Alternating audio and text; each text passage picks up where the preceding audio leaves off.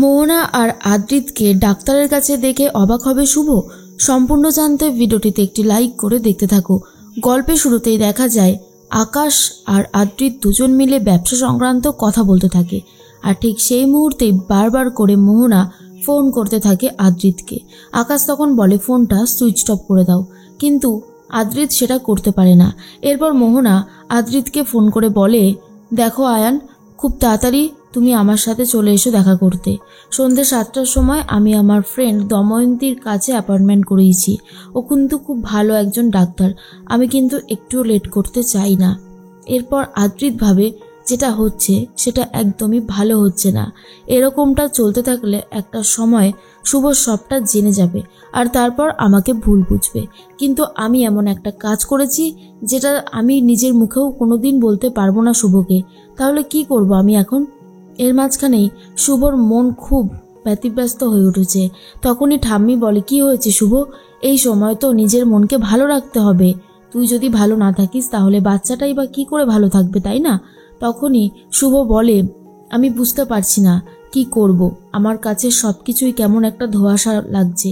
আমার কাছে মনে হচ্ছে আদি এমন কিছু লোকাচ্ছে যেটা হয়তো আমাকে জানতে দিচ্ছে না। ও এতটাই এখন আনমনা হয়ে থাকে যে রাতে ঠিক মতন ঘুমায়ও পর্যন্ত না। ঠাম্মি তখন বলে, অনেক সময় মানুষের হয় এরকম চিন্তা ভাবনা, কিন্তু তুই যদি চিন্তা করে করে নিজের শরীর খারাপ করিস তাহলে তো দাদুভাই আরও কষ্টে থাকবে। শোন, আজকে সন্ধ্যে 7টার সময় তোর দাদুর এক চেনা পরিচিতর কাছে একটা পার্সেল আসবে, ওটা আনতে যেতে হবে। আমার মনে হয় তুই আর আদি গেলে ভালো হবে। তখনই শুভভাবে যাবে, কিন্তু সেই মুহূর্তেই চলে এসেছে আদ্রিত বাড়িতে। এরপর শুভ বলে যে দাদুর একটা কাজ আছে, সেটা করতে হবে সন্ধ্যে 7টার সময়। কিন্তু আদ্রিত বলে দেয় সে পারবে না, তার অন্য একটা কাজ আছে ব্যবসার জন্য। আসলেই মোহনাকে ওই সময় নিয়ে যাবে ডাক্তারের কাছে। তখন শুভ বলে, বেশ, তুমি যখন যেতে পারবে না তখন আমাকে তো একাই যেতে হবে।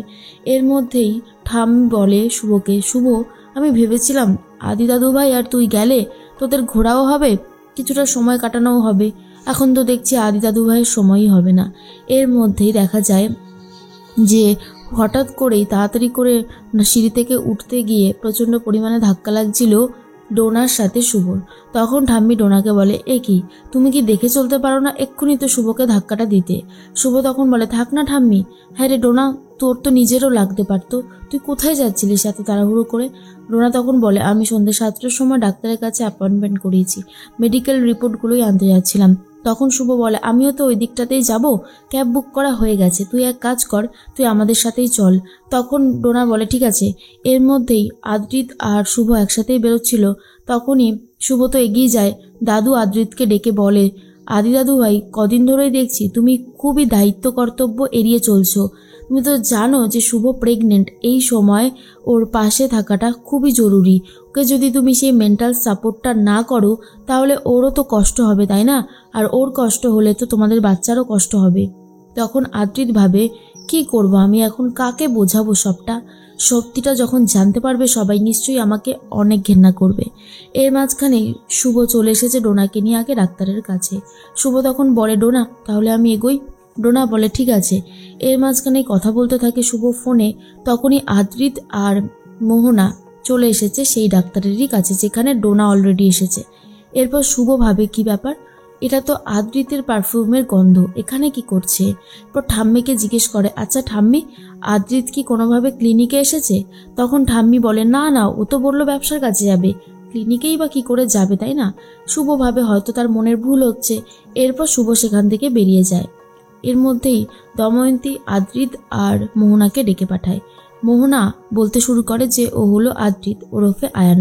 এর মধ্যেই ডোনা মোহনার কথা শুনতে পেয়ে যায় আর আশেপাশে থেকে এগিয়ে আসে আর লুকিয়ে লুকিয়ে পর্দা সরিয়ে দেখতে থাকে কি কথা হচ্ছে।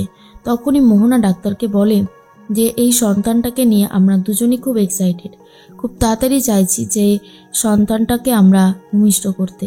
আমি জানি আমার কিছু প্রেগনেন্সির কমপ্লিকেটেড আছে। এইগুলো শোনার পরেই ডোনা বুঝতে পেরে যায় যে আদ্রিতের সন্তানের মা হতে চলেছে মোহনা। আর শুভকে না জানিয়ে আদ্রিত চলে এসেছে ডাক্তারের কাছে মোহনাকে নিয়ে।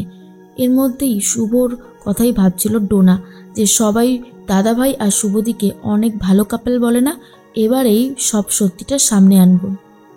আদ্রিত ভাবে মোহনা ডাক্তারকে সবটা বলে দিয়েছে, এভাবে যদি বেঙ্গলি কমিউনিটি জেনে যায় তাহলে তো সর্বনাশ হয়ে যাবে।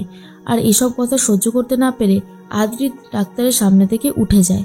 মোহনা তখন ভাবে কি হলো, আয়ান এইভাবে উঠে গেল কেন? আর এদিকে ডোনা ভাবে সব সত্যিটা বাড়িতে গিয়ে সবাইকে জানিয়ে দেবে।